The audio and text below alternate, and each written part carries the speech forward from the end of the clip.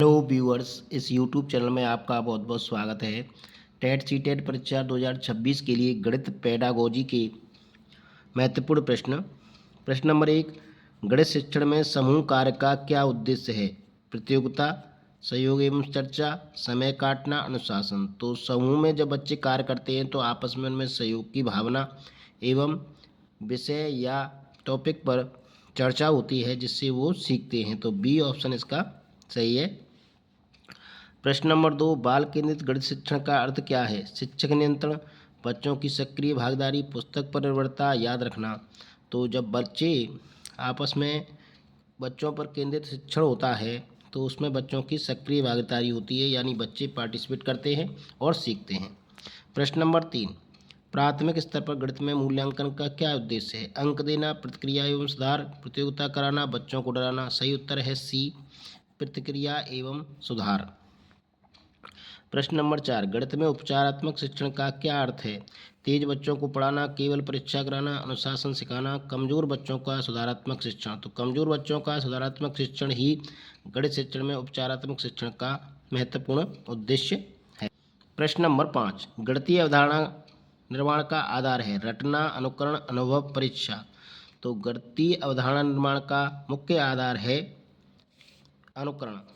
क्या है? अनुकरण। प्रश्न नंबर 6, प्राथमिक स्तर पर गणितीय सोच विकसित करने का सर्वोत्तम क्या तरीका है?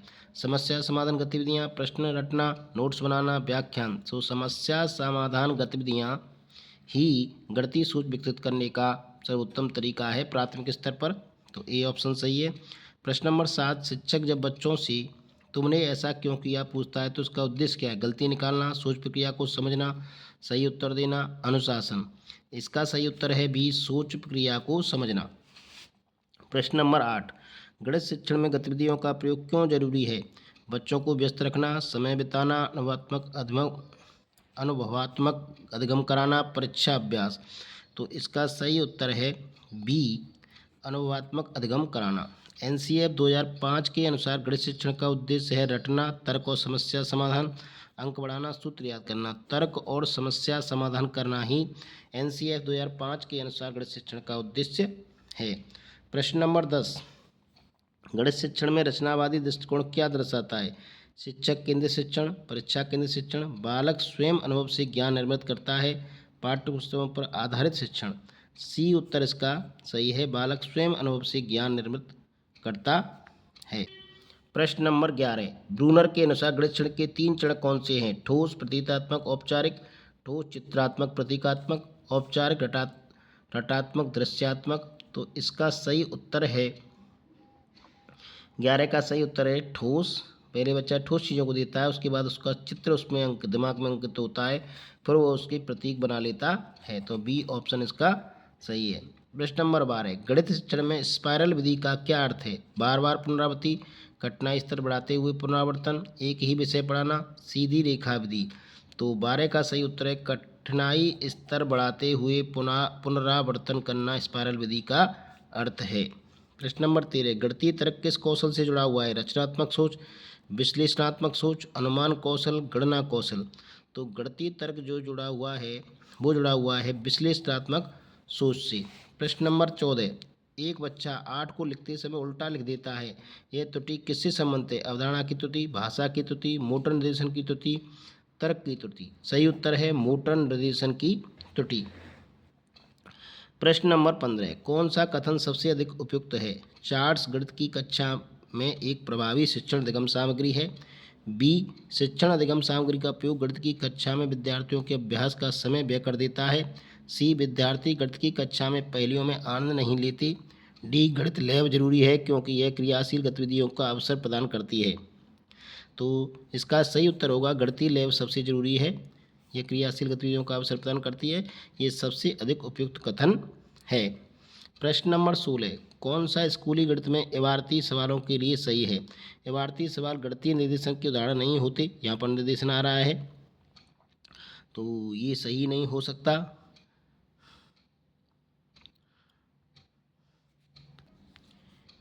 इबारती सवाल केवल माध्यमिक कक्षाओं में महत्वपूर्ण होते हैं। इबारती सवाल गणित में कार्य विधिक ज्ञान पर आधारित केंद्रित होते हैं। इबारती सवाल उन समस्याओं को संबोधित करते हैं जहां बच्चा परिस्थिति को एक ऐसा औपचारिक रूप देता है जिसमें गणित तकनीक को लागू किया जा सके। तो इसका सही उत्तर है डी। डी ऑप्शन ही इसका सही होगा। प्रश्न नंबर 17, राष्ट्रीय शिक्षा नीति 2020 के अनुसार शिक्षार्थियों का आकलन शामिल करता है संज्ञानात्मक, भावात्मक और मनोगत्यात्मक आयाम, संज्ञानात्मक, सामाजिक, आध्यात्मिक आयाम, भौतिक और मनोवैज्ञानिक आयाम, संज्ञानात्मक और भौतिक आयाम। सही उत्तर होगा ए, संज्ञानात्मक, भावात्मक और मनोगत्यात्मक आयाम।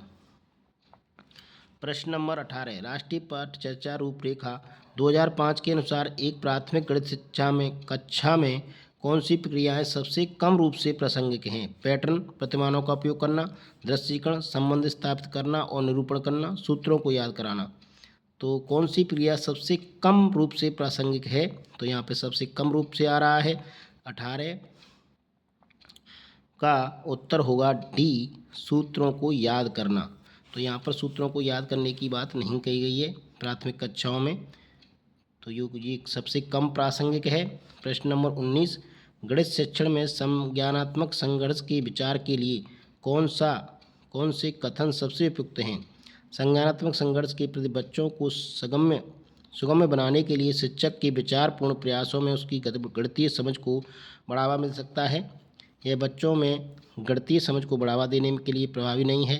संज्ञानात्मक संघर्ष से बचना चाहिए क्योंकि इससे बच्चे भ्रमित हो जाते हैं।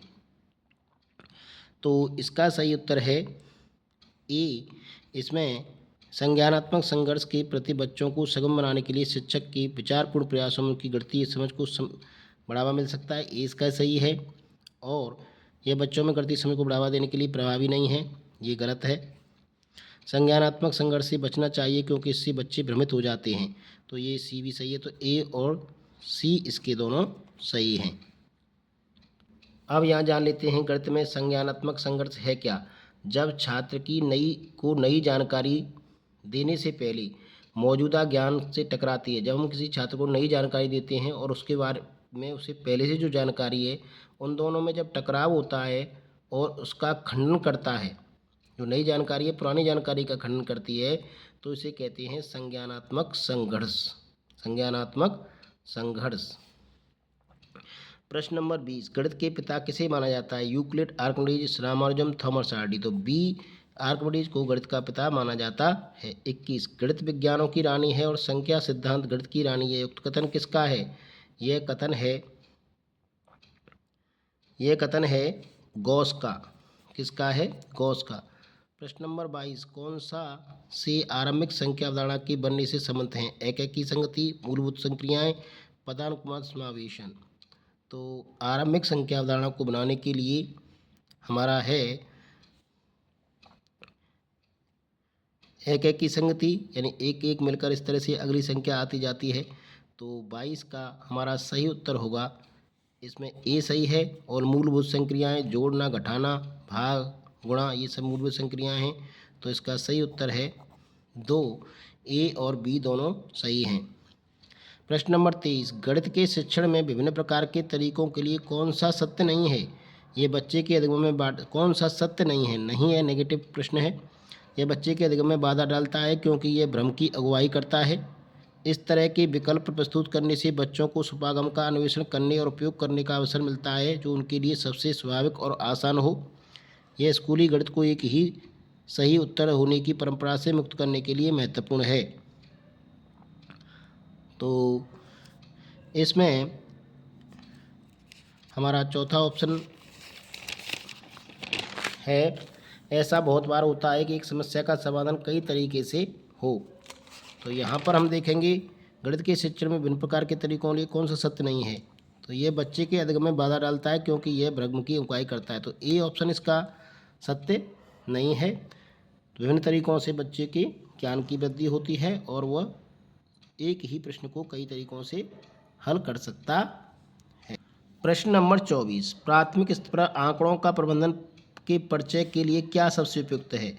ए, कक्षा में विद्यार्थियों की लंबाई, उनका पसंदीदा खाना, रंग, कार्टून इत्यादि पर आंकड़े इकट्ठे करना और उन पर आधारित प्रश्न पूछना। बी, विद्यार्थियों को एक शहर की 5 साल की जनसंख्या दिखाना और वृद्धि से संबंधित प्रश्न करना। तो प्राथमिक स्तर पर यह कठिन सवाल है, इसलिए इसका प्रयोग नहीं करेंगे क्योंकि 5 साल की जनसंख्या का विश्लेषण बच्चे नहीं कर सकते। सी, दंड आरेख बनाकर चित्रांकन करना और आंकड़ों को पढ़ने के लिए कहना, ये भी गलत है।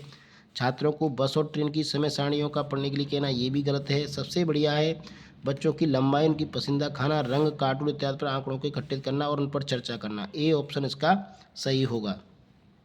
प्रश्न नंबर 25, कौन सी प्राथमिक स्तर पर गणितीय भाषा की विशेषताएं होनी चाहिए? सटीक होनी चाहिए, अस्पष्ट होनी चाहिए ताकि विषय में खुलापन जोड़ा जा सके, बच्चे के दैनिक जीवन में प्रयोग की जाने वाली भाषा के माध्यम से प्रचित किया जाना चाहिए। तो तीसरा सही है, पहला सही है। अत्यधिक प्रबंधित होनी चाहिए क्योंकि ये गणित के सही संप्रेषण में सहायता करती है, ये भी गलत है। तो इसका 1 और 3, ए ऑप्शन इसका सही होगा। कौन सा कथन गणितीय अधिगम को प्रोत्साहित करने के लिए सबसे कम उपयुक्त है? सबसे कम उपयुक्त है। सभी गणित सीख सकते हैं, गणित अधिगम जेंडर विशिष्ट नहीं होता। अंतर्ज्ञान को उत्साहित करना चाहिए क्योंकि ये गतिविधि विचारों को विकसित करने में बाधा डालता है। असफलता का अर्थ ये नहीं कि विद्यार्थी गणित नहीं कर सकते। तो इसका सही उत्तर है अंतर्ज्ञान को उत्साहित करना चाहिए क्योंकि ये गणितीय विचारों को विकसित करने में बाधा डालता है। तो ये ऑप्शन जो है सबसे कम उपयुक्त है। कौन सा मॉडल शुरुआती कक्षाओं के छात्रों में इकाई, दहाई और सैकड़े के संबंध के बारे में अवधारणात्मक समझ विकसित करने के लिए सबसे कम उपयुक्त है? मुद्रा, गिनतारा, स्थानीय मानचार्ट, डीन ब्लॉक्स। तो इसका सही होगा मुद्रा। मुद्रा के द्वारा हम इकाई, दहाई, सैकड़ा को समझा तो सकते हैं लेकिन पूर्ण रूप से नहीं समझा सकते। गिनतारा के माध्यम से समझा सकते हैं। स्थानीय मानचार्ट, डीन्स ब्लॉक्स भी इसी के लिए प्रयुक्त होते हैं। प्रश्न नंबर 28, जब शिक्षिका यह सुनिश्चित करती है उसके द्वारा बनाया गया टेस्ट उस टेस्ट के उद्देश्यों एवं कसौटी को पूरा करते हैं, तब मूल्यांकन के किस पक्ष का उपयोग किया गया है? व्यवहारिकता, सुसंगति, विश्वसनीयता, वैधता। तो जो टेस्ट उसने बनाया है वो उसकी कार्यों को पूरा कर रहा है, कसौटी पर पूरा होता है, तो उसकी वैधता, वैलिडिटी हो जाती है। शून्य का प्रयोग सबसे पहले किसने किया था? तो शून्य का प्रयोग सबसे पहले किया था ब्रह्मगुप्त ने किया था। गणित शिक्षण के लिए खेल विधि का सबसे अच्छा उपयोग किसने किया? तो ये किया था हेनरी कार्डवेल